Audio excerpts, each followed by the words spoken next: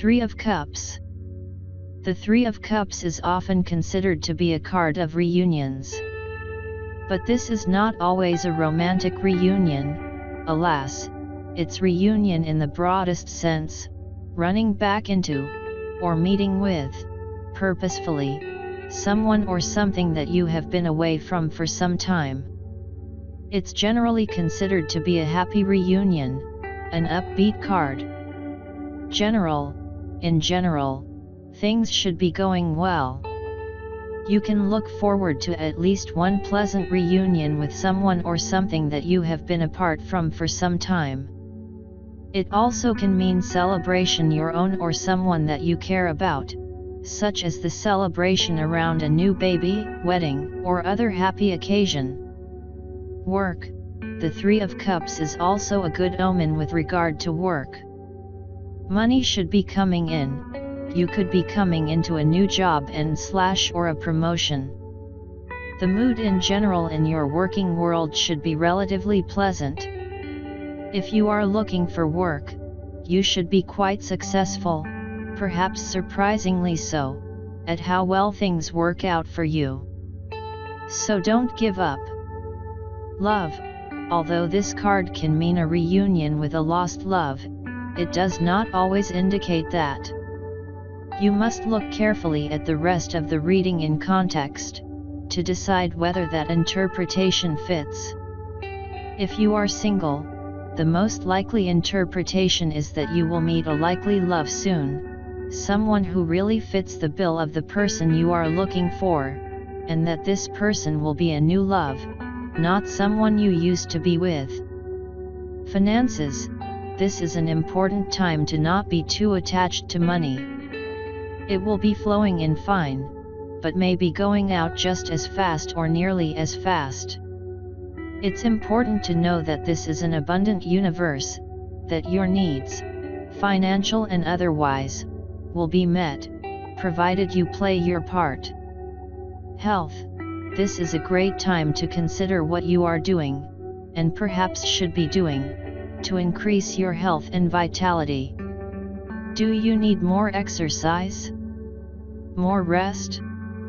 Think it through, and come up with a game plan. You can do better, if even only slightly, than what you are doing right now.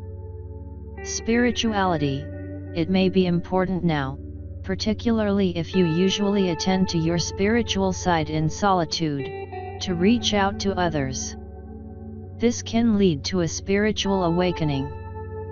Think about whether or not you have need of a spiritual teacher, in the flesh, and if you do, seek one out. This can be any sort of trusted counselor, not even necessarily someone who identifies as a spiritual leader.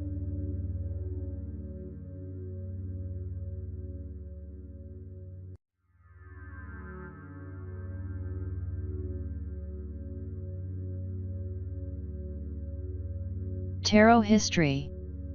The history of the tarot is shrouded in mystery.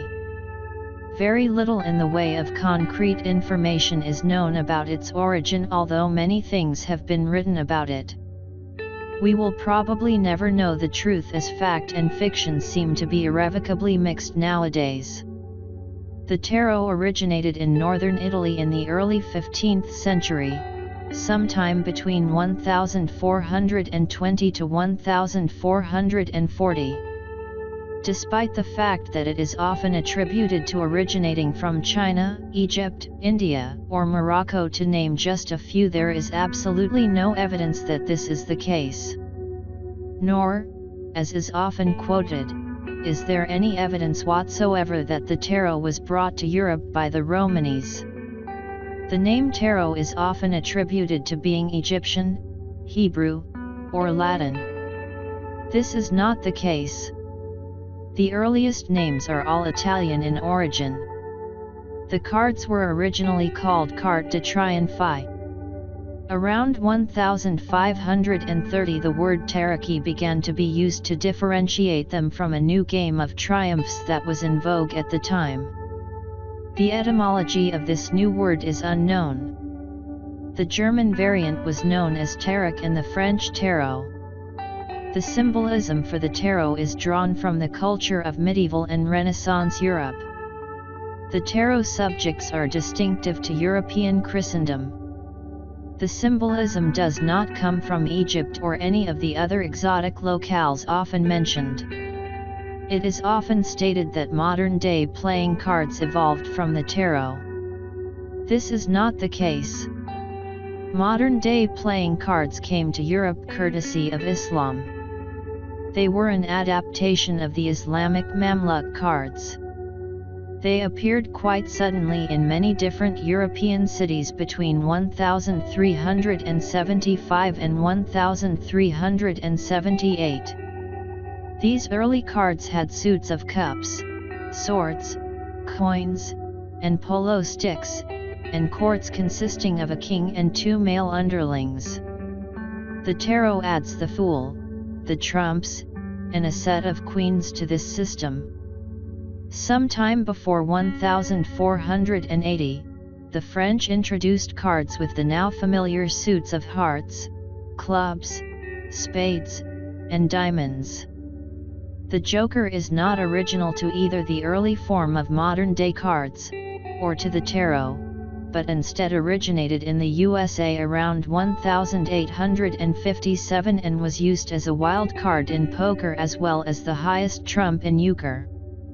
It is also often stated that the Catholic and Protestant churches outlawed the tarot and all who used it in an effort to stamp out so-called heretical teachings. This is not the case.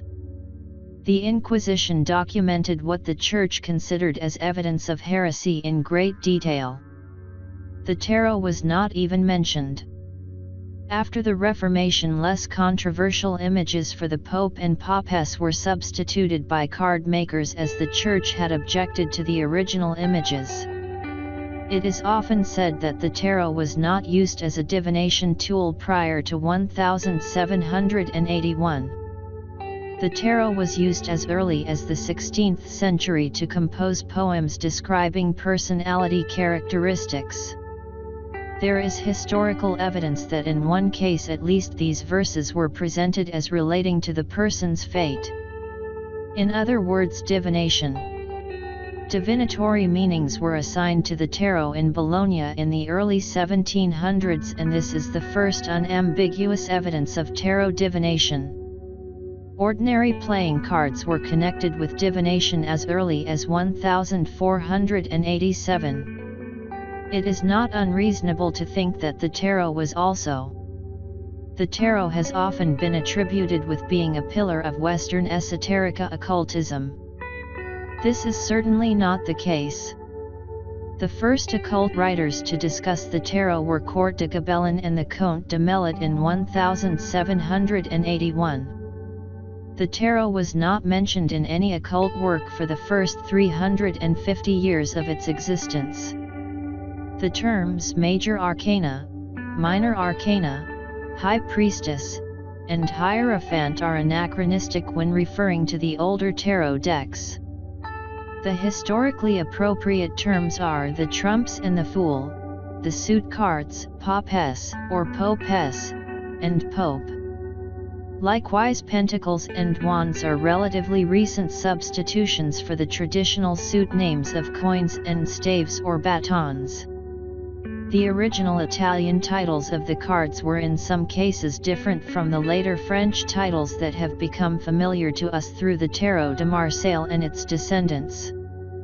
Also, the ordering of the trumps varied considerably in Italy where the cards originated. It is not known which ordering is the earliest one. Even the number of cards in the deck varied a great deal. So care should be used in making statements about the original meaning of the cards based on the familiar titles and ordering. Many believe that the Waite-Smith Tarot is the original, standard, or most authentic tarot deck in existence. This is absolutely untrue.